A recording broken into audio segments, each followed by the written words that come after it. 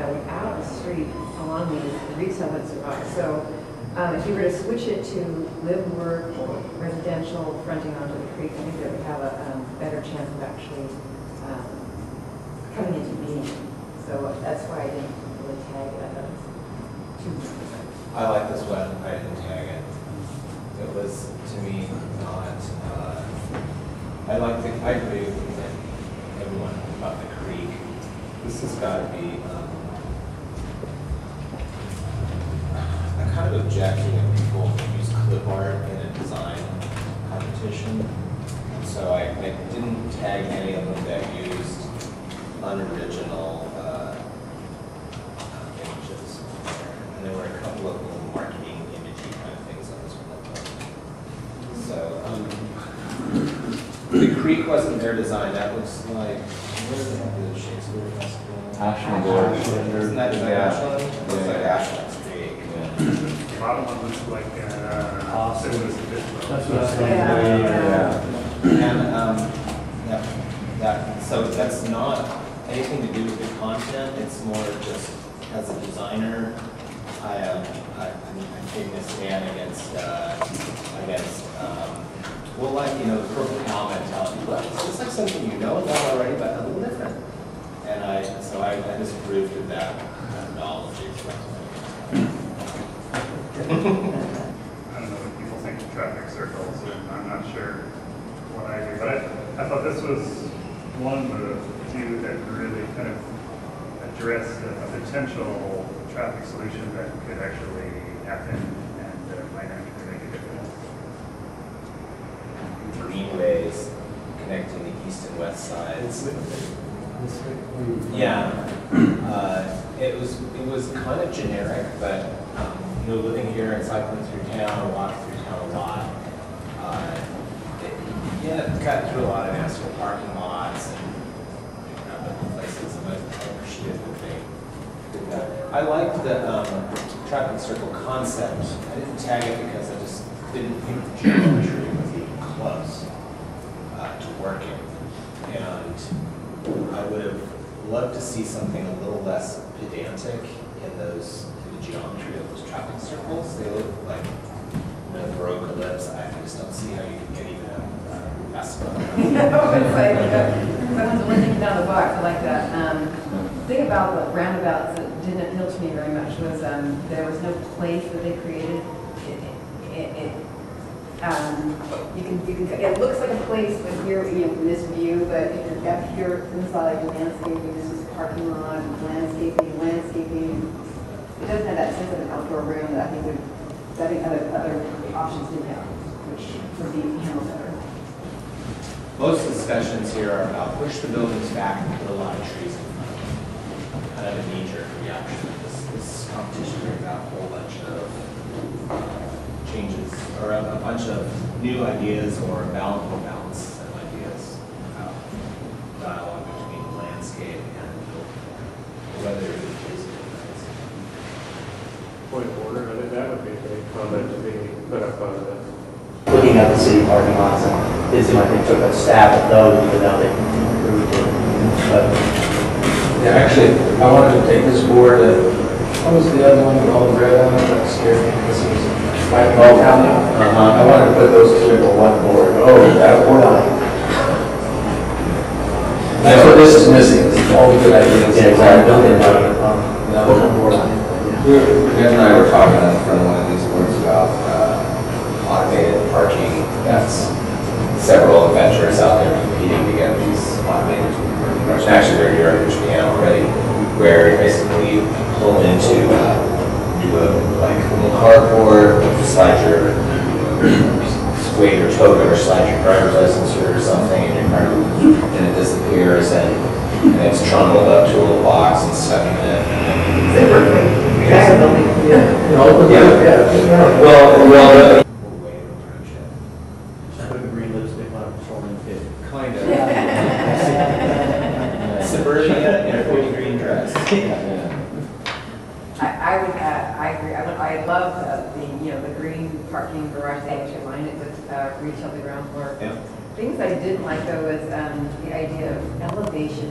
What happens when you take, like, streets, and the pedestrians supposed to go up or down into that over the road. And what happens is you end up losing a lot of vitality on the street when you do that. And then to have elevated walkways, I just didn't understand what they're doing. You know, it's like, it's interesting, but I didn't find a compelling reason to do it. Nonetheless, I love the idea of, I mean, I kind of like the weird architecture that they came up with. Sort of kind of, zoomy, but also Fred Flintstone-ish quality of those parking garages was kind of intriguing. That's the best part of the whole Yeah. I like the bypass, the northern bypass. How nice the Northern. I can start. I actually, what I liked about this one was, again, the bypass at the bottom, and then just creating a network of streets with eyes on the streets. It felt really good. And then things that I didn't actually like was the fact that they actually removed they removed a critical connection here, and this is a little chaotic. But this is the part that I liked. Without the big transit rail idea, which I appreciated earlier on the regional thing, it kind of monkey with the flow of Sebastopol. I regularly, if I have my druthers, I never go to Sebastopol in the second class. I avoid the town because I just dislike it. So I often make that loop myself. I'll sneak back over here and I'll go by high school and I'll go to Lois, and I do that all the time. And that's it, or I'll come down here to the station and I'll swing over here to the bagel shop. And so, and I don't know, if the center area there, I'm just staring at these 3 lanes coming at me, lanes here, and somehow, I know it's a big question, but de-trafficizing some of that, maybe the 2 lanes here, letting the cross traffic just not even have to come to the floor. I just liked the psychedelic zaniness of the spaces. To me, it kind of, this is the Funk and Flash version of Sebastopol, and I don't know, just it struck a nerve that there's a side of this town that is like that, and that actually we need a little more of that in here. There were in the past several buildings in town that were bright blue and really bright colors and really interesting, and it's just got very beige. And I was always, I grew up in Southwest where a pink house is absolutely the most normal thing in the world. So I find it that town actually kind of drab these days. I would also really like the architecture. It looked like Sebastopol. It doesn't look like Sebastopol currently, but it looks like Sebastopol could definitely embrace it. Yeah. It wasn't something I'd never really seen before, it was quirky, which I just love those. Yeah, it's great. And I would say, I like the presentation. It was one of the more coherent boards. I liked some of these giving lip service to public art as a unifying thing, all those purple bastards. The mention of a green exploratorium. And, I think about the Maker Fair people here as being like this thing that just kind of spontaneously grew in this town, but it had this worldwide influences, so that sort of made me think, something like that as an anchor, something really unique to this place. And so, yeah, I like this one too. I was going to mark it, but everyone else marked it, so it was already marked. This had a 2-way Main Street, which is just like, oh my gosh, that's been the Holy Grail for such a long time. And so that was really well done. The other thing I thought was really well done is, on the one that we're talking about, the roundabout, this one actually resolved it in a way I think would be placemaking, which is that the buildings, you see how they actually define the edge and then there's a green space in the center. So it wouldn't be a roundabout, it would be something that would be it would definitely calm traffic, and it creates all these wonderful terminated vista opportunities. So this would just energize, I think, the feeling of coming into Sebastopol. The other thing I thought was very interesting is they actually did the same gateway placemaking thing with these, the bridge over, we have a bridge here over the Laguna, but then there's another bridge they put, which is a placemaking type of bridge over the road itself, which is kind of like another, wow, you can use Sebastopol, wow, you made Sebastopol, kind of nice how they did that. And then I said there's a nice way to resolve traffic, I would call.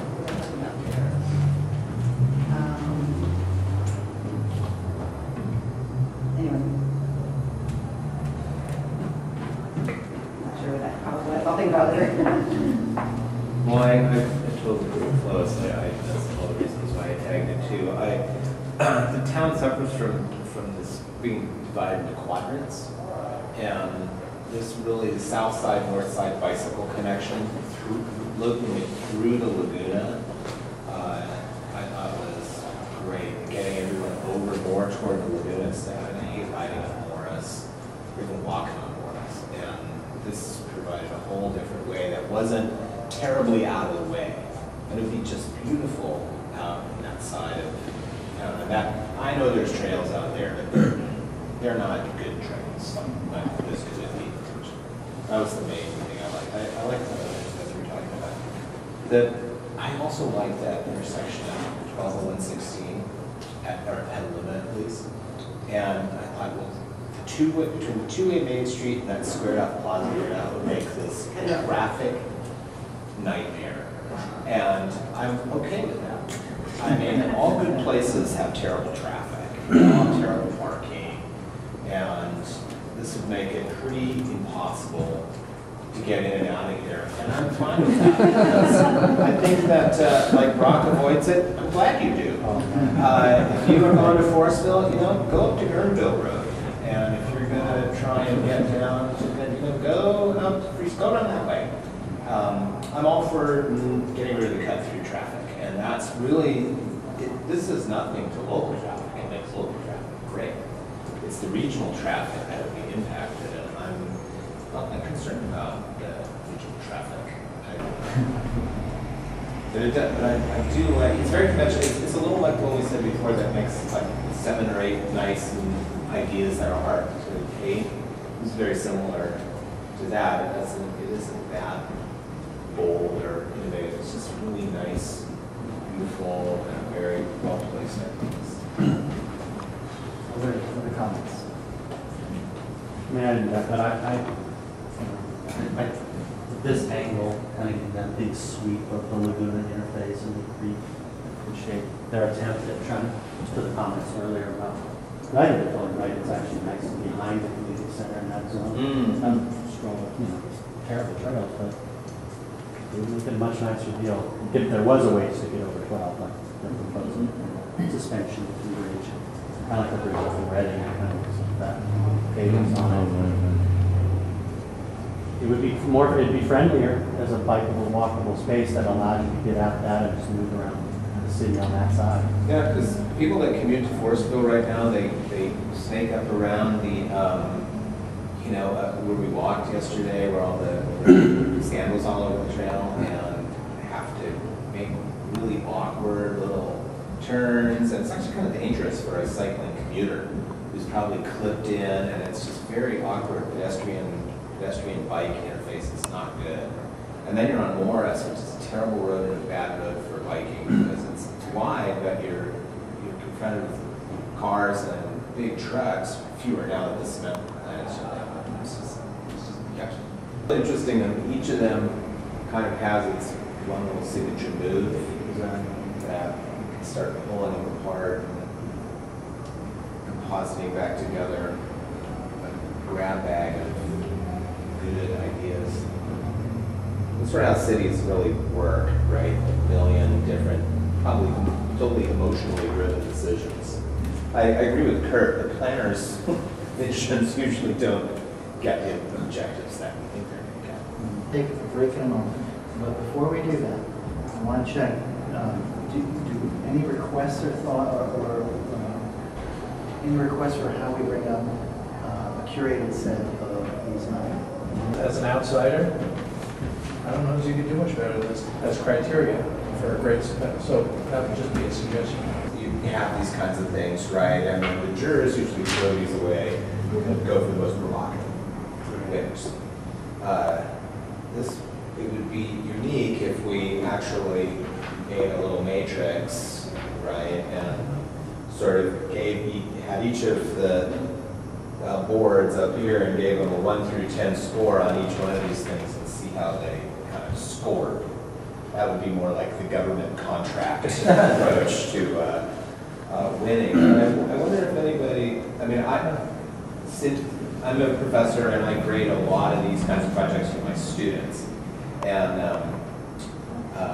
that's how I grade them on these lists of criteria like that. And it kind of gives me some cover because I say, well, I graded you a 10. And we didn't want them to we wanted them to work on what they were good at and not try to, I mean, this is a mountain of things to tackle. I mean, in the future, we might just do it on the parking, or we might just do it on traffic, because this is huge. And I think it still should come to what is a good idea for a certain, I mean, we should entertain the idea of giving an award to a good idea that just really did well on one, could have been a handful of things, and not just open to this, because they never did see this. Right, but that to me is the beauty of it. If you had given it to them, it would be a very different type of competition. You didn't give it to them. So they're all thinking out of the box. But at the end of the day, where these all are a total waste of time to me, and I've been on these before, is when there's such a disconnect with the community that you pick something that nobody resonates with. Then what you've done is you've just sort of disappointed a whole lot of people. And if this weren't so well done, I would probably not be inclined to do it, but just get like somebody to do that. Higher. Just the kind of does. Yeah. This looks so great. Sorry. That's all right.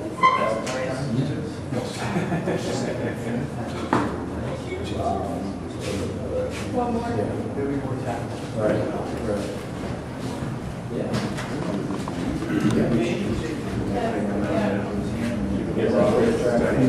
Divide up. Be nice to give one main award if there's clearly one that is above and beyond, a little bit above and beyond. And then we can do the honorables are more like what Kevin just said. So then we have 3 or 4 that could be best for this or best for that. Bicycle excellence, architectural excellence, community excellence, economic excellence, pedestrian excellence. Oh, okay, so both and. Both ends. Yes, Yeah, okay. yeah. So and we can do this, and let's be generous with this, frankly, just because it's clear people spend a lot of time working on